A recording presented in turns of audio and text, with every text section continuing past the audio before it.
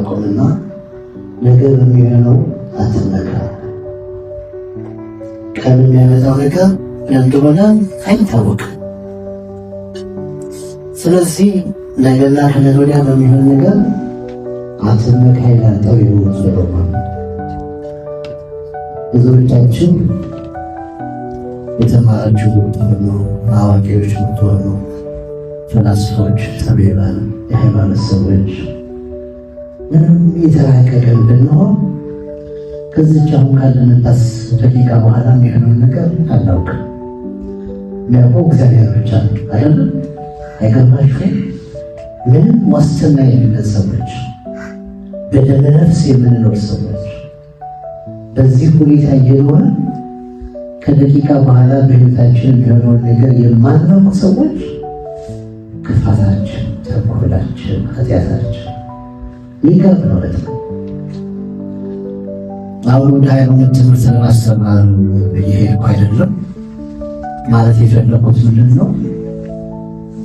በሕይወታችን የሚገጥመንን ነገር አናውቅም።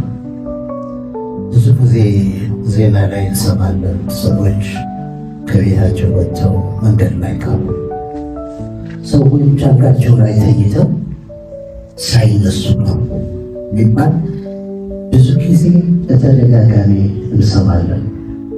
እነዚህ ሰዎች ሲተኙ ነገ ይሄን ያደርጋሉ ብለው አቅደው አስበው ምናልባትም አላርማቸው ሞልቶ ነው የሚተኙት፣ ይነሳለሁ ብለው ማለት ነው።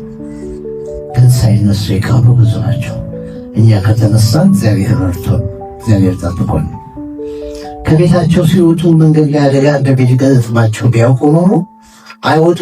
ምንም አይነት ፕሮግራም ስራም ቢሆን ምንም የሚያጣድፍ ነገር ነው ከህይወት ስለማይሆን አደጋ እንደሚገጥማቸውና እንደሚሞቱ ወይም እንደወጡ እንደሚቀሩ ቢያውቁ አይወጡ ከቤታቸው። ስለሚያውቁ ተጣርፎ ተዘጋጅተውና ይወጣሉ፣ መንገድ ላይ ይቀራሉ። እኛ ወጥተን የምንኖረው እግዚአብሔር ስለፈቀደ ስለረዳን። ነገር ግን እንዲህ አይነት ነገር በእኛ ህይወት እንደማይደርስ ነገር ከነገ ወዲያ ዋስትና የለም። አሁን በቅርብ የቀጠርነው ወንድማችን ናቸው። የወንድማችን የትራክ ድራይቨር ነው። ሚችጋን ሆኖ ነው ለባለቤት የደወለላት። አስታውሱ ከሆነ ፀሐይ የተባለ ወንድማችን ሚችጋን ሆኖ ደውሎ ምንም ጥሩ ነገር አይሰማኝም ብዥ ይልብኛል ምናምን ይላል። በቃ የቀረው ይቀር ወደ ሐኪም ቤት ትለዋለች። ነው የጫንኩትን ዕቃ ማራገፍ አለብኝ። የት ነው የሚያራግፈው? ዳለስ ነው። ከሚችጋን ዳለስ ድረስ መጥቶ እግዚአብሔር ረድቶት አራገፈ። ከዳለስ ደግሞ ጭኖ ወደ ሂውስተን መምጣት አለበት።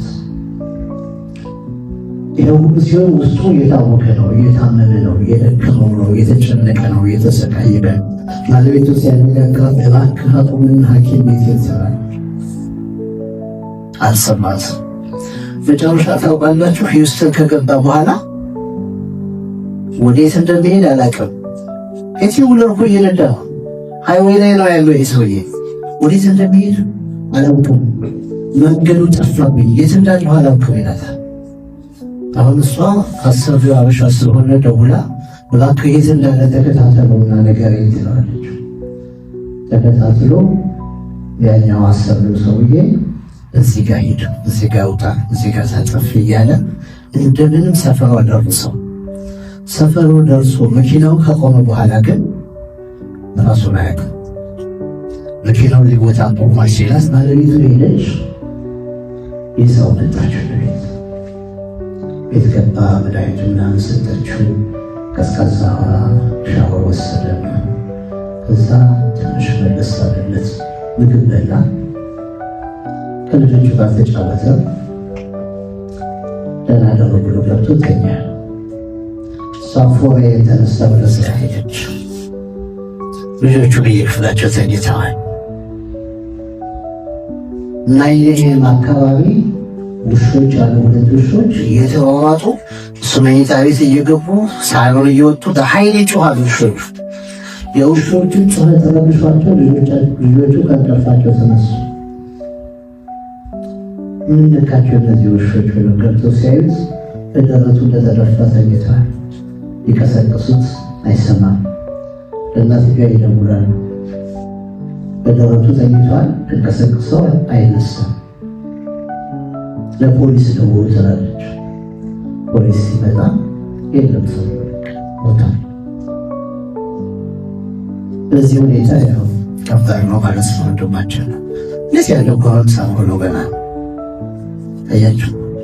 ይሄ በጣም የደረገበት የሱ ሁኔታ ካየ በኋላ ምን በቃ ማንረባሽ ብላዎች ምንም ከራሳቸው ስልጣኔ እና እንዲህ አይነት ነገር አሁን እንግዲህ ይህ ሰውዬ ላይፍ ኢንሹራንስ ሲኖረው አይኖራል ግን አይመስለኝም።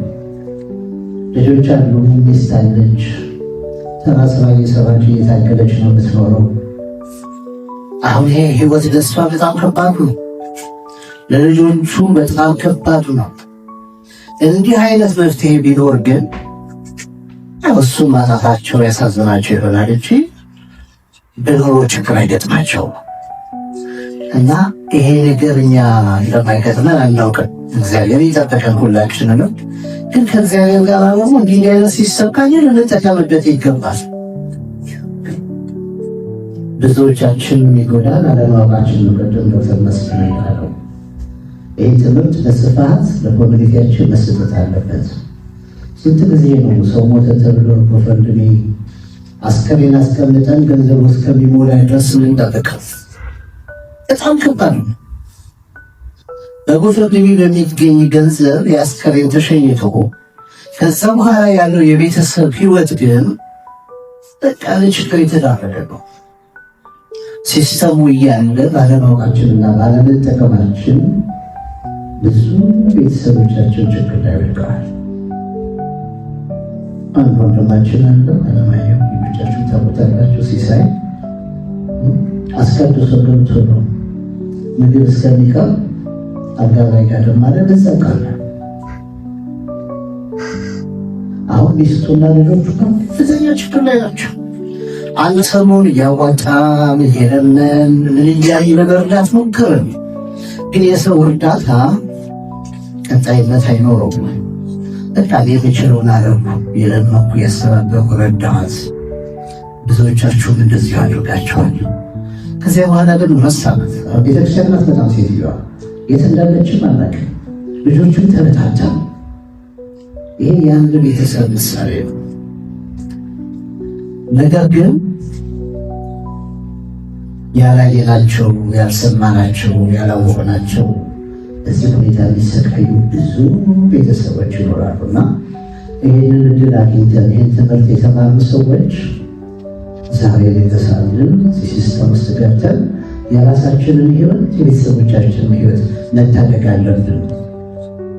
ዛሬ ጤና መሆናችንን ብቻ ለማየት ያለብን። በቃ ሰው እንጨት ተሰባሪ ነው እንደሚባለው አሁን አለ በኋላ ላንኖር እንችላለን፣ አይታወቅም። ሐዋርያው ያዕቆብ ህይወታችሁ እንፋሎት ነው፣ ወዲያው ታይቶ እንደሚጠፋ እንፋሎት ነው ህይወታችሁ። ስለዚህ ዛሬ ይሄን እናደርጋለን፣ ነገ ወደዚህ ቦታ እንሄዳለን የምትሉ እናንተ እነማን ናቸው? ህይወታችሁ ወዲያው ታይቶ እንደሚጠፋ እንፋሎት ነው። በዚህ ፋንታ እግዚአብሔር ቢፈቅድና በህይወት ብኖር ይህን ያደርጋለሁ ወይም ይህን እሰራለሁ በሉ ይላል። እግዚአብሔር እድሜ ካልሰጠን፣ እግዚአብሔር ጤና ካልሰጠን፣ እግዚአብሔር በህይወት ካላኖረን፣ እግዚአብሔር ከተኛንበት ካላስነሳን፣ እግዚአብሔር ከወጣንበት በሰላም ካለመለሰን በራሳችን አቅም የለን። ስለዚህ ከእግዚአብሔር ጋር ጸሎታችን እያደረግን ከእግዚአብሔር ጋር ያለንን ግንኙነት አጠንክረን ግን ደግሞ በራሳችን ልንሰራ የሚገባውን መስራት ይኖርብናልና ይህን እድል ሁላችሁም ተጠቀሙበት ለማለት ፈልጌ ነው።